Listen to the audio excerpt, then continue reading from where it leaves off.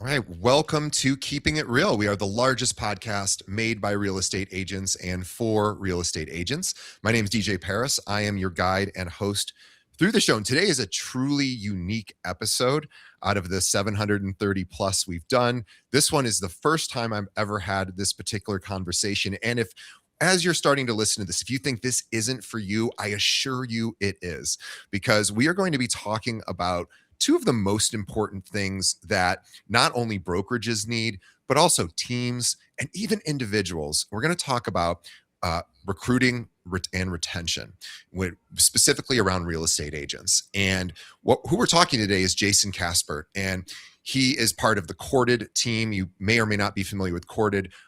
They are the very preeminent sort of most forward-thinking company, prop tech company in real estate around recruiting and retention. There's other companies, but they just don't even compete, because what they provide is this real-time data, and actually like they think about it from a recruiting and retention perspective. So they're not just sending, here's the data of all the agents in the area. They're like, here's who you need to be talking to, and here's what you need to say to them. It's an incredible piece of technology, and we're going to talk about it today. But let me tell you more about Jason. So Jason specifically, he is the director of sales at Courted, which is an AI-powered recruiting and retention platform for residential real estate brokerages. His he partners specifically with more than 1,300 brokerages. Like, everybody uses Courted. I use Courted. Everybody I know uses it, because nationwide, it is just the very best platform by a million miles. But he works with all the major brands, helping them recruit more efficiently, retain top talent, and drive profitable growth through data and predictive insights. He holds Bachelor of Business Admin from Wisconsin School of Business and University of Wisconsin in Madison. Outside of work, you can find Jason at Madison Square Garden, exploring NYC, or cooking his favorite meal. My brother-in-law, Jason, his father ran the concessions at MSG for like 50 years before he passed away. No way. So my brother-in-law grew up getting to go. They lived in Forest Hills, Queens. And he got to go to like everything. It's just there's nothing like the Garden, whether it's a Knicks game or Billy Joel or even just a random comedian. There's nothing like it. It's great. It's great. I totally agree. So yeah, you're obviously in New York, along with, I don't know if the entire Courted team is there, but certainly a lot of you guys are there. And let's first, before we get into it, I want to set the stage for the audience. So again, if you're an individual agent thinking, I don't recruit, I don't need to retain, you still want to listen to this, because this may help you when you're evaluating your own brokerage, and it'll actually give you some insight on how other firms recruit, and you can actually use that to your advantage. And so we've got a lot of great information that we're going to talk about today. But Jason, once again, welcome to the show. Thanks, DJ.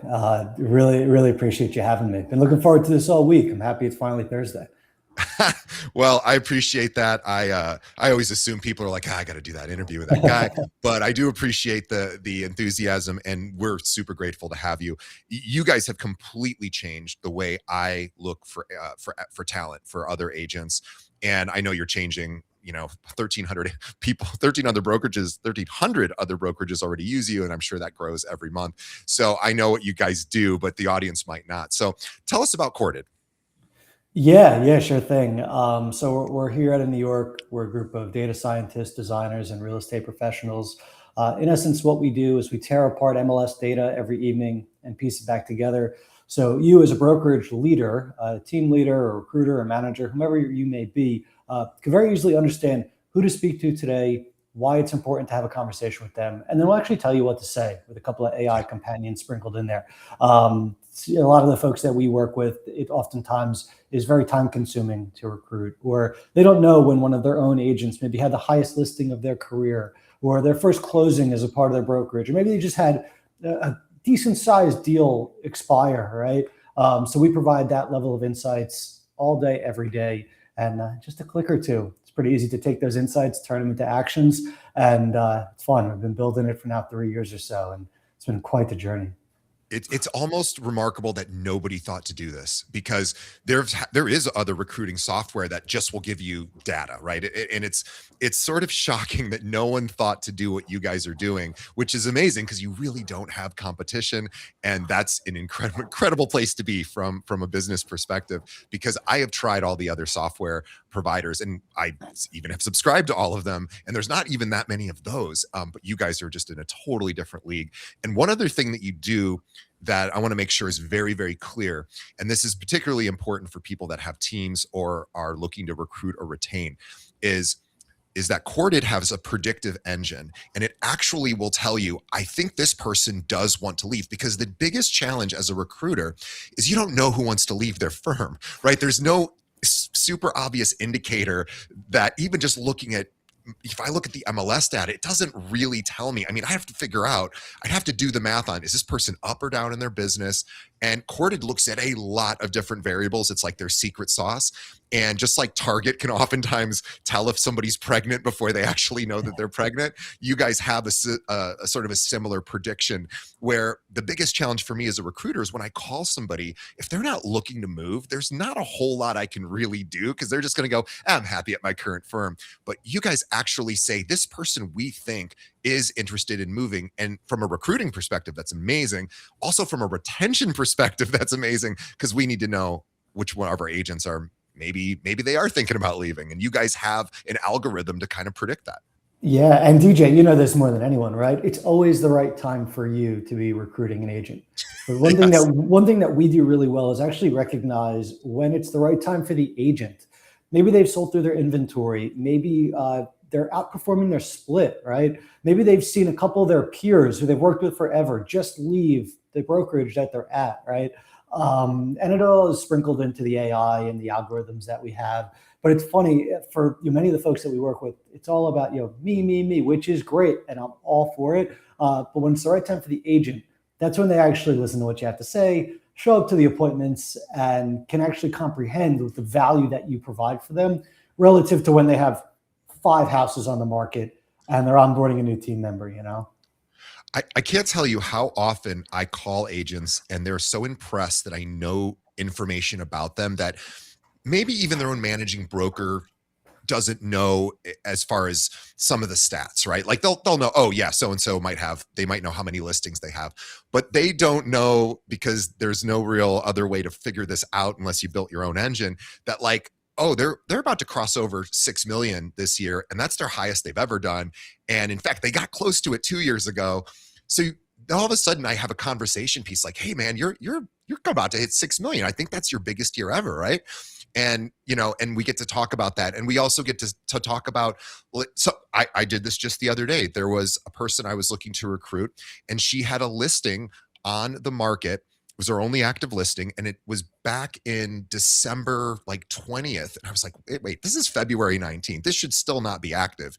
And so I started looking at it, and I noticed a couple of things, because what's so cool in Corded, you can see all the information. It's not like I had to go to the MLS. It's right there.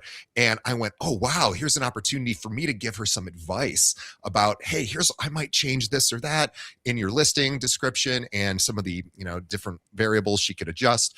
Obviously, it's probably a price issue, but I was able to have a good conversation that and I even asked her, I said, just because she is going to come over, I said, just out of curiosity, did your own brokerage ever say, hey, I know this has been sitting on the market for a few months, you may want to do this or that? She's like, oh no. She's like, nobody ever even noticed that it was on the market. So all of a sudden now I'm adding value to somebody.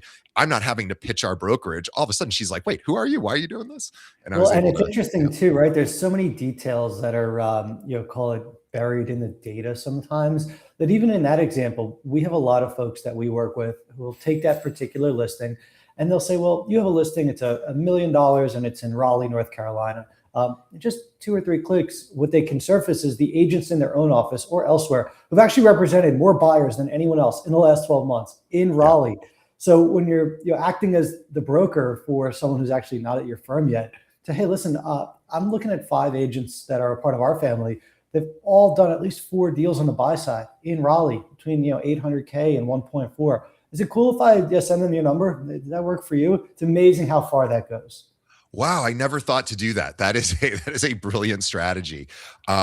and then the other piece of it has to do with retention, because we know that people like me are calling agents at every firm all the time. People are getting those calls. And, it's important because as independent contractors, and I suppose there are some firms that, Redfin comes to mind, that do have salaried people. So it's not as easy for them just to leave, but everyone else can leave at any time from any brokerage and join, probably, if they're a good agent, pretty much any firm they want to. So the opportunities are always there to lose agents. And what you guys provide is amazing for our retention team, because they now go in and say, wow, we didn't realize that Corded thinks this person might be looking to switch. And now all of a sudden we can reach out with development opportunities. And that's really the cool thing too, as a recruiter, is when I call people at other firms, I can see that you guys, you'll say, we think this person has a high or mid or a low likelihood of leaving. And if it's high, I want to dig in and find out what's going wrong in their business. Doesn't mean their business is down, but you guys have flagged them in some way. And you're like, we're seeing something that maybe doesn't seem like they're going to want to stay there. Because you do look at attrition. You look at when brokerages lose agents and when the managing broker leaves and what happens then. And you look at all this data, and you just have, it has made my life 1,000 times easier, probably. It doesn't mean I've recruited 1,000 times more agents yet, but it has certainly given me, it impresses people. I'd say that's the biggest thing, is if you want to impress another agent or even save your own agents, this software does it. I mean, it's just no two ways about it. I appreciate the kind words. And for us, it's a double-edged sword. Recruiting is, I've had someone explain to me, recruiting is the chocolate and retention is the broccoli, right? Retention is the nourishment, and recruiting is the fun part. But oftentimes when you go to pick up the phone could feel like it's a brick. And if we can make it feel like it's in essence a feather, right? That's where I think we've come into this really unique niche in the market to give people confidence and put them in a comfortable position to know exactly who they're speaking to. And on the internal front, I mean, I work with so many of the folks in leadership throughout the country where they are so dead set every day on having a proactive day. The second they step into their office, they're reacting to 8 million things. So one thing in the design of it, that we've continued to evolve with is, when you have those 5 or 10 minutes when you're drinking your coffee, can you accomplish 80% of what you need to by celebrating your own people, reaching out when someone's got a new listing, right? Knowing that by 9:04, your calendars are out the window. It's going to change. You got 45 agents who are, in essence, needing your help. So it's you are so right. We have a team here that literally looks at the Corded data for our own agents every day and just sends celebration, even if it's just a text message from us going, hey, we just saw you got a new listing at such and such street, you're amazing, or we just saw you did your biggest deal here, your first deal here. We just look for data points, and you guys tell us exactly what those are, and then we just send out texts, or we call sometimes, because we have 700 agents, so it's tricky for us to call everybody, but we certainly we don't want to be caught by somebody else using Corded, calling our agents, giving them that same compliment. It's like, oh no, we need to do that first. And what's shocking is I think people use Corded more for the recruiting. I'm sure the really good firms do use it for retention, but I can't tell you how many people I call at really great companies, like legitimate, and I won't mention names, but good firms. And these are good firms, and their own managing brokers aren't doing that to retain, because managing brokers are often told, let's grow. Let's get some new blood in here. And I think the retention piece is almost, in some ways, maybe even more valuable, because it really teaches you how to create a great culture of celebration. And it's tough too, as a manager or someone in leadership. Again, there's so many things that are unplanned that go on throughout the day. But engaging with your own folks and then acting almost as if you are the leader for someone externally or the broker for someone across the street, it goes such a long way. But oftentimes it can be so time consuming, or you have to think about what to say, or you don't even remember the last time, TJ, maybe I had seen you in the office, right? So having the ability to track and stay organized with that. Oh my God, I haven't seen TJ since Christmas. I got to reach out. It's warming up there, in Chicago. I know he was traveling. What's he up to, right? Those are all things that on a spreadsheet, it don't get me wrong, it's great, but it stays stale the second you move to another cell. So we attempt to kind of surface all of the things that are relevant for you so you can accomplish them not only effectively, but also extremely efficiently. So it doesn't take away from everything else you have to do. Correct. And what's cool about it is this isn't just about recruiting top talent or retaining top talent. You guys have some amazing data that says, okay, if you're a $50 million or more producer, you only probably have a 5% chance of leaving your firm, because odds are they're taking really good care of you because you're very important to them. But what's really cool is this huge opportunity in the middle, where you guys have this stat that's 20% of agents who are between 1 and 5 million. They move at 4 times the level. They move at the 20%. So if I only called those people, odds are 1 out of every 5 calls might be somebody who's interested, if I want to play in that 1 to 5 million space, and I do. So that actually is really great. But what do you think that those statistics really speak to? Like, tell me a little bit about, you talk to brokerages about recruiting. Kind of what's the state of recruiting right now in real estate? Yeah, I think it's a bias towards action and being the first one to either celebrate or provide TLC and act human to the people that are in your neighborhood or in your county or wherever it is that you're looking to expand. I think a lot of people are leaning into social media. But once an agent has put something on social media, not that it's too late for a broker, but now the world knows, right? And a lot of times we use analogies all the time over here. If you could be the first one to give someone an attaboy, right? Hey, good job. How are you? What's going on? They remember that you're the first one to do that time and time and time again. And we're data people, we're numbers people. And to your point of that, 1 in 5 moving, I think that's absolutely pertinent and extremely, extremely valuable. But I think another thing to think through, right, of that group of producers who move more frequently than anyone else, it also represents the largest percentage of sales volume in the country, right? Right. So you're not only fishing within the waters that people move all the time, but it's also the largest ocean that you could fish in. So, And the most profitable one in most cases. I was going to wait for you to say that. Yeah, exactly.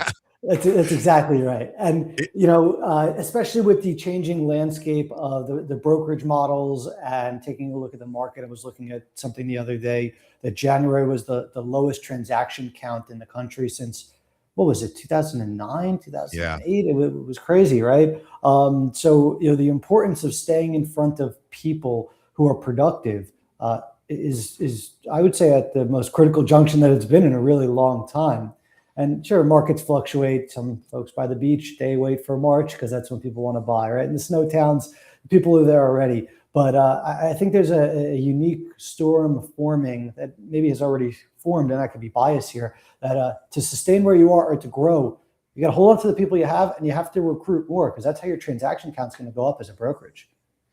Yeah, I absolutely agree. I wanted you have described Corded as the Moneyball of real estate recruiting. I think that is so accurate. For people who are listening who either do recruiting, and they've been doing it the same way for 15 years or so, what are they missing by not using some of this data? I think the biggest component of it is why today, right? I kind of talked about earlier, why is today the right time for the agent, not for you? You could have the perfect in with an agent who who's going to come over. But if that agent just secured 3 listings and they're going to see a healthy commission check maybe in 3, 4, 5 weeks, the likelihood of them moving over and leaving some money on the table is relatively unlikely, right? So when you use that phrase Moneyball, I think of, I'm a baseball guy, right? How could you get on base? Getting on base is having productive conversations. And how do you round the bases? You get them into the office. You have an appointment set with them. And if you're able to pinpoint when people are not as busy today as maybe they were yesterday or the day before, that's when those conversations are really heard. So what we attempt to do is, no matter what market you're in, be able to speak, of course, eloquently to any agent you want to have a conversation with, but do so at a moment where they're not dealing with 4 contractors. They're not figuring out how to market the couple of listings that they have. They're not part of, say, an office that's continuously bringing on agents and you're providing a lot of resources, so to speak. In essence, you catch them while they're quiet. And my trick is always call them between 10 and 11 and between 4 and 5. Why is that? They're usually in the car, and their meetings are at 9, 12, maybe 3 and 6, right? Picking up their kids. That's always my trick with the data. Yeah. No, I love that. I'd like to talk about the predictive analytics, and I know you are not going to give away the secret sauce, nor do I want you to, but I would love just the audience to get a few small bites of what some of what your team looks at when they're giving the recommendation or the prediction that this person might want to move. So, like, what are just some of the data points you guys look towards? Yeah, so we build out lookalike audiences. In essence, we're able to take a look at every agent year over year over the last 20 years and every MLS who moved or who stayed. So, well, why did that happen, right? And then you pinpoint an agent today and say, well, do they more likely resemble someone who stayed or someone who left? I think there's a couple of key indicators. One is what's happening at their office. Is their office maybe losing market share? Or is their office losing agents? Did their broker change over a bit, right? Another aspect of it is I think of it more of a thematic approach. DJ, let's say you spend 3 years at every brokerage you're a part of. You're 8.5 years in the business and Yeah. you haven't had a sale since Thanksgiving. Probably ready to go. Yeah. Right. And it's difficult to you put those types of details together. That's what we do a really, really good job of in making it simple. So there's about 1,000 data points or so that feed the algorithm, but it's always about timing. Always Well, about I'll timing. tell you a little email secret of mine, and then I'll compare that to some courted data that just blows me out of the water. So it took me 15 years. I actually know now how to get into somebody's inbox without hitting spam or promotions. Took me a long time to figure this out, and I'm able to do that. And we have lots and lots of agents that I can put in these sort of a drip campaign of sorts that is not specific to the data you guys provide, just something some sort of general message, not a join our firm, but I usually offer something of value, like, hey, I got this report, I thought you might be interested, let me know if you want it. Anyway, I can get into people's inboxes, and even, which is amazing in and of itself, is I can do that at a large scale. And if I get a 1% response rate, and I'm not pitching anything, I'm not asking them for anything other than a, hey, I might want this, tool that you guys have, which I'll just give them. Maybe 1, maybe 2% if I'm just crushing it that month. But because with your system, your one-to-one emails, they're going to hit inboxes too, and they're going to have data specific to that person. Your AI even tells even writes it for you if you want to use your copy. But you guys get a 10 to 20 times engagement rate for these one-to-one messages versus like what I do, which are these like CRM style campaigns. Even though I hit inboxes, I really do. I'm telling you, I only get 1 to 2% response, and I don't even pitch. Your stuff gets 10 to 20 times that result. It's incredible. My team might need to learn from you about getting into the inboxes. I've told them, but it's a little bit of an uncomfortable sort of a conversation. But you guys don't need it because you're going to be hitting their inbox anyway. But most importantly, the difference between what I send and what you send is mine is like, hey, I look at everyone who's done 6 to 8 deals, and I say, okay, what do I think their biggest problem is, and that might be 5,000 agents, and I just say, okay, are you struggling with this? I'm just guessing, right? I don't really know. And then I say, I have this tool that can help you fix it. Happy to send it over to you. No strings attached. And I get maybe 1 to 2% people say, okay, I'll check it out. The rest just ignore it, even though I hit their inbox. Your stuff, the difference is I'm now specifically talking about that one person. And again, I'm not spending much time doing my email system, even though I finally got into people's inboxes. Your system works much better because it's individualized to each person. Nobody wants these general recruiting emails, right? Nobody wants that. And even though mine aren't structured that way, people still know, like, he obviously wants to recruit me. But yours is very different because it really speaks directly to that particular agent. And I don't think there's any other piece of software that does that. And one thing we learned, right, not to give away all the tricks of the trade, one thing we learned in terms of open rates, a good agent, and I'm sure there are a ton of great agents who listen, you would tell me, DJ, right? We'll open an email where the subject line is just simply the address of a property that they were a part of that deal at some point. They'll at the very least open it. And then the first line is always congratulations.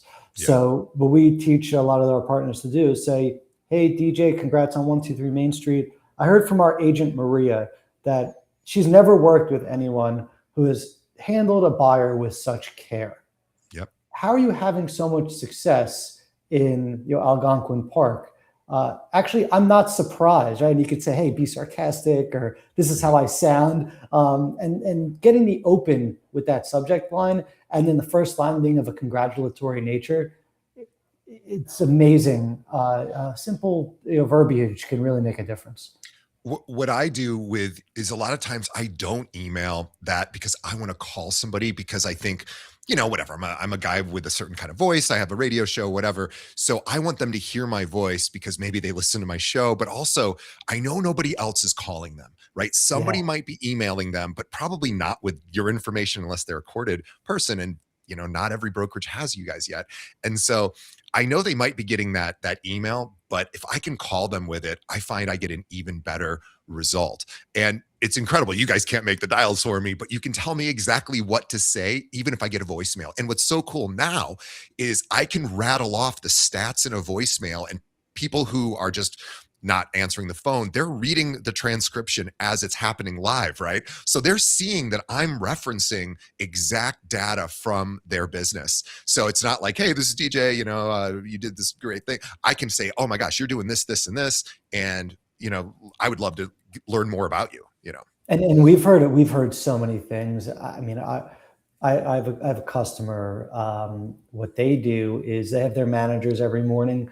They take out their phones and they do like a selfie video, 30 seconds. Hey, Yeah. hey, DJ, saw you're doing great in Tampa. I'm with so and so, and just wanted to introduce myself. And they use the script from Corded, so it's always specific to the individual, talks about their stats, and then they just text it to them, where it's like, whoa, Yep.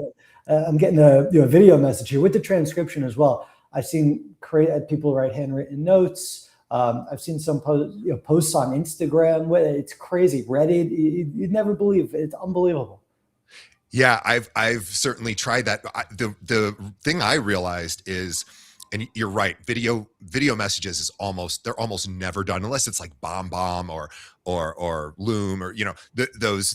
But I don't think people respond as well to those. But this idea that I can use my iPhone and take a quick selfie video, hey, you're doing this, I'd love to talk to you, I just want to learn your story, and sending that out really takes the pressure off that agent on that phone call. You actually can get more because you're not asking them for anything necessarily other than to listen to your message. And people are super flattered by that. I think that Absolutely. video message is going to be even more utilized by brokers, even people like me. I mean, I'm going to be doing a lot of that. And then I'll be able to check the data. Like, are people messaging me back, or is it better to call? Like, what's cool is I could just try everything because you guys have all the info that I never had before. I had to go to the MLS and look up people and kind of get an idea of what their business was like. But our MLS software isn't that great, personally, in my opinion. And it just doesn't give you that kind of analytics. So I love that you guys have this. So what are some of the mistakes that you think recruiters make when they do get a meeting or when they do engage with somebody? Like, what are some of the things to not do, I guess, if you're a recruiter? I think that the first piece, people get very eager when they have someone on the hook, jumping right into the pitch, Yeah. right? This is why we are the best. This is why we're better than where you're at. This is why we've been around for so long, or we've been growing at X rate, et cetera. I think the pitch lands a lot stronger and can be received in a much more digestible way once you understand who the agent is, what motivates them, where they're looking to go, and what it all means at the end of the day for their goals, say for the end of the quarter, end of the year, 5 years, right? That's when the pitch really lands and can be tailored towards, do they want a community? Do they only care about the money? Do they want to be a part of a large brand, or do they love being a part of an independent? So many folks, they get so excited that someone's going to pick up the phone or jump into their office that they go right into their sales pitch. And at that point, they don't really know much outside of the data on the agent. And I think that's the one thing. People get excited. I'm good with it too. I call it happy years, right? But if you could listen to who the individual is, say on the other side of the Zoom or on this phone or right across the table from you, and then get into your pitch, I think that is a mistake that some people, they get excited and they jump right into why they're the best. Yeah, it's it's the first of all, everybody says they have the best amazing training, the greatest support, the best tools. every brokerage says that. And it's like, okay, fine, everyone says that. And you talk a lot about listening, like being a listener versus a talker, because every brokerage has a very similar pitch, right? I mean, maybe one has a cooler tool than the other, or maybe one's commission structure is slightly more generous than another. But at the end of the day, like most brokerages offer very similar tool sets, very similar resource sets. And it ultimately comes down to relationships. And so, you have talked a lot about building relationships through listening and not talking. And can you just talk a little bit about how you see that working well in recruiting?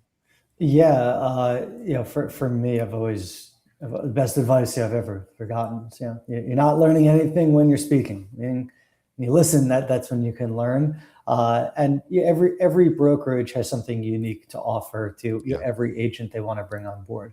So when you understand the pain points of the current situation for an agent, there are hundreds of them. We could be on this podcast for years if we wanted to walk through all of them, right? But if you listen to the one or two things that are relevant, you could use the data, use your personality, and use the culture you've built to help someone on the other side of the table recognize why you might be the best fit for them. Great example of that. I was working with a partner last week, and they had an agent in front of them. They were utilizing our data, and the in essence, prospective agent had said, listen, I've gone down 30% this year. I really can't figure out why. When you look at the data, they had slid down market 20%. They were a great listing agent, but the listings were staying on the market 22 days longer than what they had done the year before. And that 22 days longer was actually a week longer than the average agent at this particular brokerage. So, Right. so the pain point was like, hey, I need either more leads or more listings opportunities, or to learn how to secure and harvest my network to do so. And our partner literally just turned the computer around. It's like, hey, when you come back here, or when you come over here, your average sale price is going to go up just by rising tides lift all ships. And instead of spending 52 days on every listing you have, wouldn't it be nice if you only spent 30? Right. What do you think about that? And just through listening, sure, using the data and making sure that it was an educated and informed conversation, but never would have gotten that if this individual jumped into the pitch before listening to what this agent had to say. Yeah, what you're really talking about is solving problems. And every agent, because they have to run so much of their business on their own, is so many different hats to wear. There's always a problem in everyone's business. There's always a challenge. And Corded often will identify that challenge. And then that's where the brokerage gets to come alive and say, I know how to fix that, versus, hey, here's the tools we offer, because nobody cares. It's all the same tool. It's all the same stuff. Yeah. So, and I don't mean that in any sort of glib way. Yes, there are brokerages that have really amazing tool sets, and I'm not in any way suggesting that's not true. I'm just saying that's not a very compelling argument when somebody's got an actual problem they just want solved. And you're right. So I love the fact that this really does build a relationship. And I believe that if you can solve problems for realtors, yeah, like you said, let's get you down from 52 days on the market to 30 days. Like, what would that do to your production, right? Or what Yeah. would that do to your ability to get even more deals? And now this is now a skill issue, or it's an opportunity for me to teach you something. I know how to get that number down. And that's this, right? It's not always numbers oriented. right. We've seen so many instances where an agent has had their first closing as a part of the brokerage, or their highest listing of their career. They finally broke into that zip code across town that they really wanted to. And when they bring all their agents together at the end of the quarter, they wouldn't recognize the individual. So, it's interesting, right? And to your point of solving problems, it's not always about the numbers. Sometimes it's about a sense of belonging. Sometimes it's about a sense of teamwork and collaboration.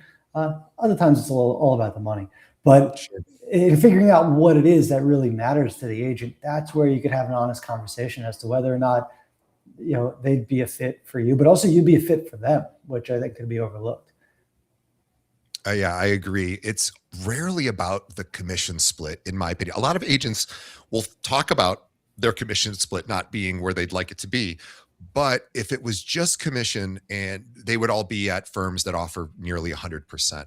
And top producers, for the most part, there's exceptions, but for the most part are not at those firms. We're one of those firms. So I would love it if we had all top producers. They don't seem to come to our firm.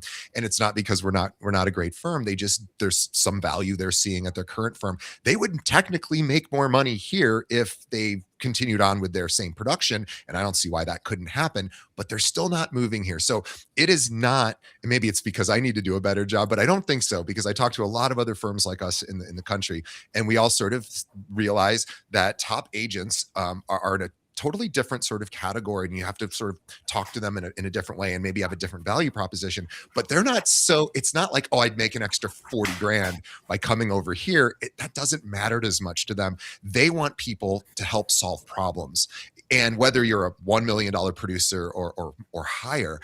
And but you know what's really interesting is we have a lot of we have top producers on our show. That's all we pretty much ever have on Keeping It Real. And I'll ask them off air, like, how often does somebody call you from your brokerage and say, hey, where are you struggling right now? And with Corded, it would actually give you a good sense of maybe where that is. But even if the managing broker just called their top agent and said, hey, where are you struggling? Everyone's struggling somewhere. Let me help you solve that. Like, that would probably do so much for retention. But now you can just flip that around, and a recruiter could just use that same script and hopefully, build that relationship. I'm shocked at how many top agents do not get those calls, either from recruiters or from their own managing broker. It's amazing. Yeah, and I think part of it is due to the information that their managing broker or their manager has at their disposal, right? The top agents, they move so quickly. They have so much going on in their ecosystem that if they were to check on what's happening to this top agent on a weekly basis, it could already be too late, right? Because they have so many other priorities that are happening. So you're right. It's interesting, and a lot of the times with our data, it's little tweaks here and there. Hey, interesting. I saw that 45% of your production has come in this county versus last year it was in the subsequent county 2 miles away. How can we help you double down over here, right? It's so interesting. I'll give you a fun. It's not necessarily a success story, but it is in a sense. So I had somebody reach out to me last week who is at a different firm, is likely not to move at all because she is in love with her managing broker. In fact, her managing broker left one firm to go to another. She went right with her, and she's that tied in. So she's probably not going to move, and that's okay. But what was amazing is she called me and we were talking about the podcast. She's one of our big fans, and I was asking her, like, okay, you're a top producer, so tell me, what do you want more of, less of on the show? And then I said, hey, just out of curiosity, what kind of recruiting calls do you get? And I wanted to get more information about that. And she's like, yeah, I don't really get that many. Even though she's a big producer. But what I thought was so interesting about her in particular is that she had said about listening to like a show like ours. She's like, I love when you guys have on top producers because I get to learn more from them. But she goes, DJ, you called me a year ago.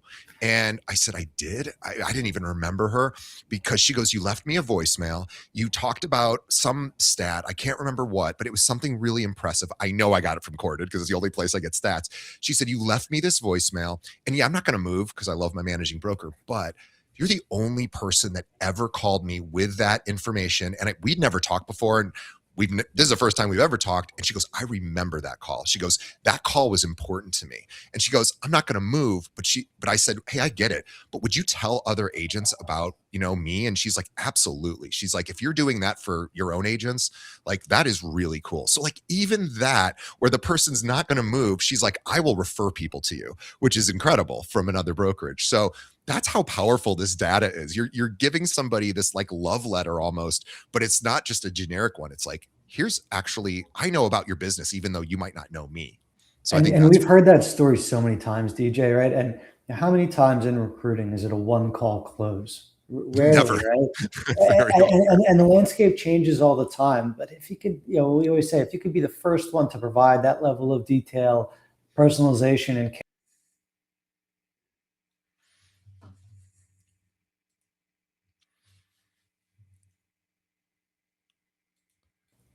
oh, we're back. Yeah, I don't know what happened. A little technical glitch. All good. No, all I was suggesting was if you could be the first person to provide that level of I see you, multiple times. The Yes. landscape changes all the time. We have so many folks who say, hey, first time I reached out to this particular agent was 22 months ago. Reach out to them again, 6 months ago, and they actually just called me back, and that they'd never seen anything like that before. I'm actually going to come on over because something changed in their world. So it's all in the follow up and just being genuine and being yourself. I have a friend, I won't mention where this person lives, but she's she has to be close to 300 million this year. I don't know because I don't see her production, but I know that's what she was at 250 last year, and she was just going up. So anyway, 250 plus, let's just say. And she's a listener of our show, and so I'll ask her from time to time, just because we've become friends. I'll say, hey, just out of curiosity, because I'm always wanting to know how those people get recruited. I said, how often do you get a call from your own brokerage celebrating you? I know they give her some award every year, and obviously probably give her some leads here and there, whatever, but she does it pretty much all herself. And I said, how often does your brokerage call you and say, hey, what can we do for you? Like, where are you struggling? And she just said, oh, never. And she likes her brokerage. She's not going to move, but she goes, nobody ever does that. I said, really? She goes, they just kind of leave me alone. She goes, I would love it if somebody were to call me with that question. And again, that's a $250 million agent.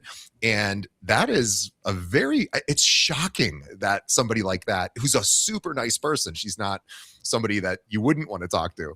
So it's shocking that her own brokerage, which is a good brokerage as far as I can tell, isn't even doing that. So it's like, wow, the bar is pretty low here. Like, you don't have to do that much to really impress somebody. And in the same vein, you just flip it. You don't have to do that much to retain people. You just do the same thing. You congratulate them, you help them where they're struggling. And what I love is Courted does that. I just one last question for you. This is about the industry, and I don't know if you have a take on it or not, but we're seeing, mergers happening. We had Compass, they acquired Anywhere, or they're in the process of acquiring Anywhere. There's a consolidation that's happening. And I'm curious, are you and your team, are you seeing recruiting changing with some of these big mega mergers? Or do you think there's only going to be a handful of firms, in a few years? Is that going to just continue to happen, or any thoughts on that? I could speak to it from the recruiting lens. Yeah. I think what we've learned, especially over the last 12 to 18 months, and even over the last 60 days, is that brokerages need to be very certain of their value props and very defined in how they want to operate from a cultural perspective. Yeah. When there are these big behemoths, out there, excuse me, you have to be secure in who you are and confident in what you can provide, and then deliver, beyond that, right? And then be a testament to what your agents are saying about you. It's all word on the street, but I always think consolidation creates opportunity, and majority just in terms of quantity, right? Number of brokerages throughout the country, not number of sales volume, so to speak. There are more mom and pop, indie, regional, town specific brokerages than maybe there are of that level in any industry I could think of in the country. Yeah. So Yeah. I think it creates a lot of opportunity for them. And I know that when a couple of large players come together, there's always folks who say don't particularly want to be a part of an enormous organization, and they love the mom and pop home cooked feel, which I think could create a decent amount of opportunity. Not to mention, I'm a little biased. There's now the third small company in New York, or fourth I've been a part of. We always move very quickly, very, very quickly. And if we do that for our people, I think that some of the, call it independent or regional shops out there would be able to accentuate the fact that, hey, there's not a lot of red lines, there's not a lot of red tape. Let me know what you need, and I get it to you in 5 minutes, which I think is really strong to communicate. Yeah, I think this is the superpower that the smaller firm can use, that maybe they don't compete on the name. Maybe the brands that are bigger just have some more pull there, and that makes sense. And they spend a lot of money on branding and marketing, and that's great. And so these indie brokerages, really, if they use Courted, they now have data that's maybe the managing broker, even at the bigger firm, isn't a subscriber of Courted, or just doesn't use it because they're just constantly getting people in. And this is the superpower that the indie broker should have. It's really like, this is how to level the playing field, because you might not be able to compete with some of the cool shiny stuff that the bigger firms have, but you have the data that they may have, but odds are, they might not be using it effectively. So this is a great opportunity. So I just, one last thing. What do you Yeah. think anyone who's a broker owner or a team, again, this is perfect for team leads, when it comes to recruiting or retention, what's one thing that that people who are recruiting or retaining could do this week that would increase their either recruiting or retention? Make 10 calls a day. I love picking up the phone. At our company, we call them coldies. We're picking up the phone, and instead of cold calling, we're doing a couple of coldies. 10 calls a day, 5 in the morning when you're having a cup of coffee, 5 in the evening when you're driving home, have them preloaded in your phone. Say 70 calls between now and next Friday. That's 99% ahead of anyone who's in your area anyway, right? That's the number one, your fundamental difference that anyone could make. Hey, what do I want to do? I want to recruit. It's very easy to drop a ton of names into a Constant Contact or a MailChimp, right? The more you pick up the phone, the less it feels like a brick, and the easier it is for you to really understand what agents in your market are feeling like. Yeah, and whether you're recruiting or retaining, you're just saying, I see you, you're important, I care enough about you to tell you you're doing great or ask if you need help. Um, that's everything. I mean, brokers, we call them brokers.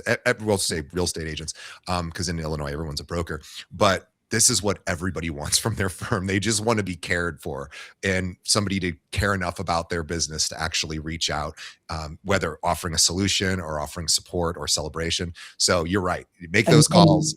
And I always joke, agents or brokers, they're just like us. Their phone is in their hand for most of the day anyway, right?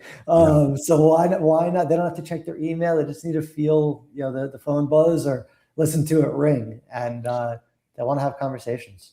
Well, and I always say too, you don't really have to worry, because if they don't want to pick it up, they're going to let it go to voicemail anyway. We don't, you're probably not going to have a negative reaction, because if the person's not interested in talking, they'll either let you know when they answer, or they'll just let it go to voicemail. And then again, you could be so incredibly professional on a voicemail and so customized to their production, you can impress them just with a voicemail. And like that woman who reached out to me and said, you called me and left a voicemail. So anyway, Jason, I want everybody who is either recruiting or retaining, maybe you're building a team, maybe you already have a team, maybe you're a broker owner who is looking to add more people to the firm, and you really want, and what's really cool we didn't talk about is the amount of dialing in you can do to really find the exact agent you're looking for. Is the amount of filters that are available in Corded, where you can actually dial up the exact agent avatar that you specifically want for your team or your brokerage is truly incredible. Like, we didn't even touch that, and that is one of the coolest features, because if I said I want to find everyone that's a $3 million producer who does deals in this area and has been at their brokerage for more than 4 years and has been in the business for less than 6 years, or whatever my criteria is, I can do that and I instantly have a list. It's incredible. So check out Corded. You guys do demos. Corded.io is where you go for that, and check out all their tools. It's just totally changed the recruiting game, and you'll be far ahead of everybody if you consider using their tool. So yeah, follow them on Instagram, which is corded.io. You can check out Jason on Instagram as well, Jason Caspert, Caspert. We'll have links to all of this in the show notes. But Jason, we so appreciate you being on the show, and this was, again, this has changed my life as a recruiter. It's made my life better, and it's made my calls more fun, because now I'm not pitching anything anymore. I mean, ultimately, I want somebody to join us, but I just lead with value, and then I get curious, and that's all I do. And you guys have all the data that I can do that with. So it's truthfully, I owe you a huge debt of gratitude, because if this didn't exist, the other tools really just don't do that. at least not as effectively as you guys. So thank you. But on behalf of the audience, Jason, thank you. We appreciate your time and your insight. And also on behalf of Jason and myself, want to thank our audience. We appreciate you for sticking around to the end. Please tell your managing broker about this episode. They need to hear this. And if you know any teams, they need to hear this as well. So send them a link. We appreciate it. We're everywhere podcasts are served. Thank you to our sponsors as well. And we will see everybody on the next episode. Thanks, Jason. Thanks, DJ.